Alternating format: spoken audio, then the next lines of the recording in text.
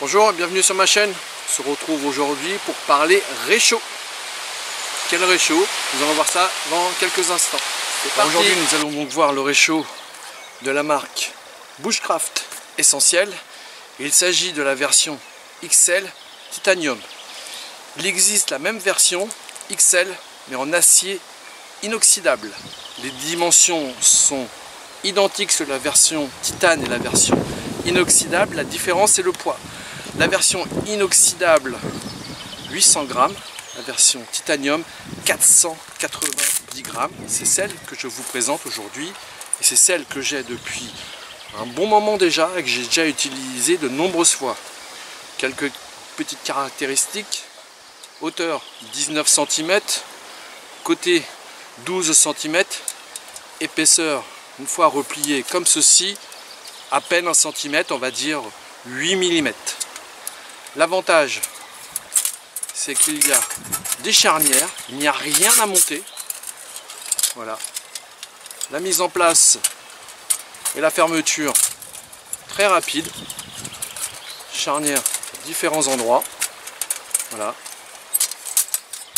Ça se plie. Très épais.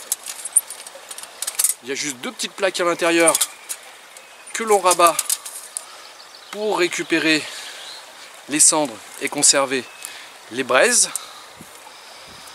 Rien de plus à dire. Voilà, 490 grammes cette version, 800 grammes en version acier inoxydable. Malheureusement la version titanium est un peu plus chère. Il faut vraiment chercher, il faut regarder, on le trouve aux alentours de entre 150 180, ça dépend les sites. La version inoxydable, on la trouve à moins de 100 €. Il faut chercher sur différents sites. Bon de réduction, voilà, chercher, promotion. Moi j'ai cherché, j'ai attendu, j'ai trouvé moins cher que prévu puisque j'ai eu un bon tarif dessus. Bushcraft Essentiel. Cette marque là, j'avais le réchaud de base. De mémoire c'est le Pocket Stove.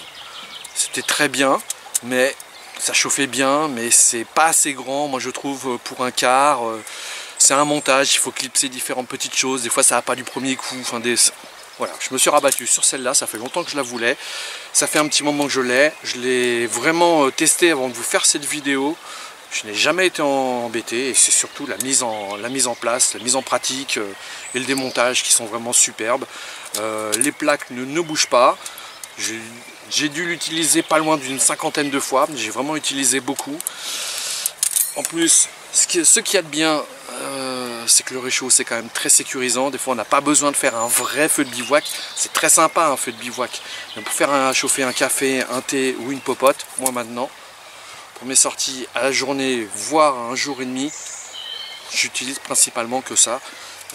Je fais des sorties bien plus longues.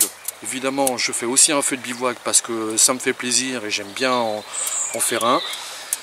Mais le réchaud, on a quand même, si on fait attention à l'endroit où on le fait, il y a encore moins de risque de mettre le feu quelque part qu'un feu de bivouac, même sécurisé.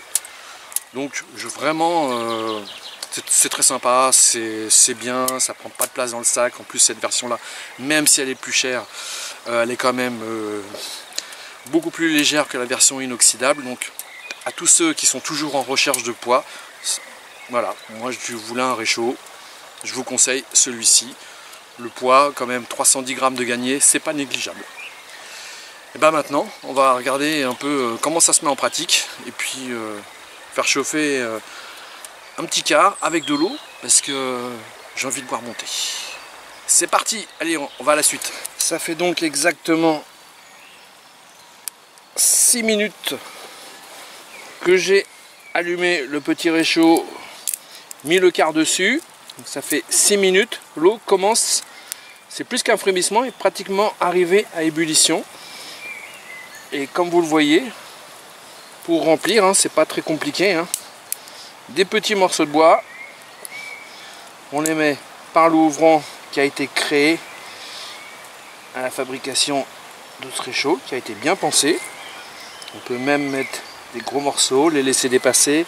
Une fois qu'une moitié est brûlée, on les prolonge dans le fond du réchaud.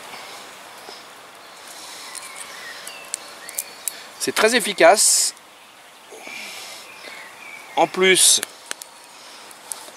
quand on est en forêt, donc pas besoin de sortir la hache, la scie, prendre des petits morceaux de bois que l'on trouve, qui sont cassés, qui sont tombés. Bien sûr, il faut mieux éviter qu'ils soient mouillés parce qu'autrement, ça aura un gros problème de combustion. Donc, on gagne du temps pour la recherche de bois. On sécurise. Là, je suis en train de me préparer un petit thé. On peut aussi faire chauffer une petite popote pour le midi ou pour le soir. Ça fonctionne très très bien.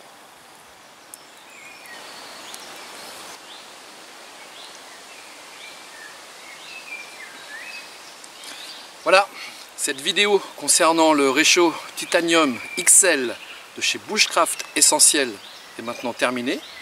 J'espère qu'elle vous aura plu, qu'elle vous aidera à le choisir ou à choisir d'autres modèles ou à comparer. En attendant, moi je vous dis bonne balade, bonne rando et à bientôt. Ciao!